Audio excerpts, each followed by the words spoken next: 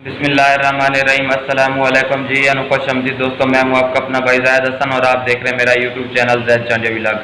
दोस्तों, काले तितर की कुरीज़ को जल्दी मुकम्मल करने का तरीका और नुस्खा मैं लेके आया हूँ, क्योंकि कुरीज़ के दिनों में ना तितर को खुराक की बहुत ज़्यादा ज़रूरत होती है और तितर जो है खुराक बिल्कुल कम कर देता है, क्योंकि कुरीज़ के दिनों में ना एक सख्त मराहल से परिंदा गुजर रहा होता है, जिसकी वजह से ना खुराक वगैरह खाना पीना बिल्कुल बंद कर जाता है, जिसकी वजह से ना परिंदा कमज़ोर हो जाता है और कुरीज़ पे काफ़ी दिन लग जाते हैं। लेकिन आज मैं आपको एक ताकत और तवानाई वाली खुराक बताऊंगा जो आप अपने परिंदे कुरीज़ के दिनों में दें। इंशाल्लाह आपका परिंदा कुरीज़ 7 से 8 दिनों के अंदर अंदर मुकम्मल कर देगा। बहुत ही काम का नुस्खा है।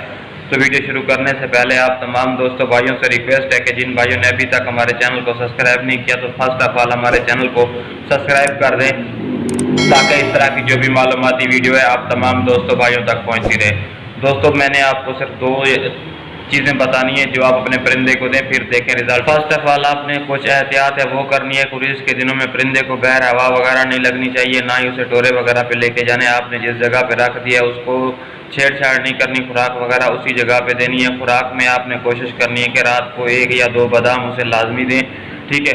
उसके अलावा दूध वाला जो एक बकरी के दूध का बाजरा बनता है जो बहुत ही ज़बरदस्त और ताकत के लिए होता है, ये पूरी बुलाई से पहले भी तितरों को दिया जाता है ताकि तितर फिट हो जाए और अच्छी बुलाई करे, और कुरीज़ के दिनों में भी दिया जाता है। तो सबसे पहले आपने ना बारीक अच्छे किस्म का बाजरा ले लेना है, ठीक है। उसको साफ़ कर लेना है। आपने आधा किलो या 1 पाव ले लें, ठीक है।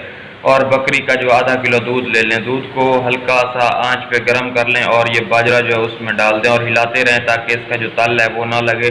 तल लगने से ना ये कड़वा हो जाता है। जब देखें कि दूध पूरा बाजरे के अंदर अंदर जज़ब हो गया तो इसको उतार के किसी बर्तन में, लोहे के बर्तन में रख लें ताकि ये ठंडा हो जाए, ठीक है। ठंडा होने के बाद आप इसे किसी बर्तन में डाल के रख देना है। ये वाली खुराक जो आप दाल मूंग दे रहे हैं, दाल मोठ दे रहे हैं, तो उसके साथ थोड़ा थोड़ा बाजरा आपने देना है।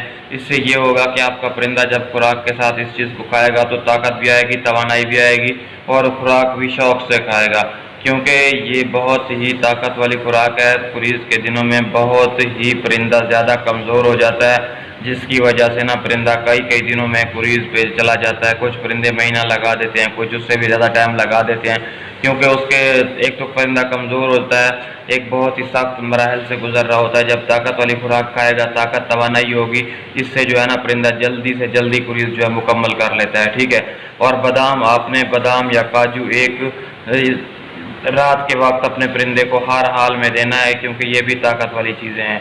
तो इस तरह की मालूमाती वीडियो लेके मैं आप तमाम दोस्तों भाइयों की खिदमत में हाजिर होता रहता हूँ। यार, आपका भी हक बनता है आप हमारी सपोर्ट करें। तो जिन भाइयों ने अभी तक हमारे चैनल को सब्सक्राइब नहीं किया कि यार काइंडली हमारे चैनल को सब्सक्राइब कर दें, ताकि इस तरह की मालूमाती जो भी मैं वीडियो बनाऊँ आप तमाम दोस्तों भाइयों तक पहुँचती रहे। तो अपनी दुआओं में याद रखना।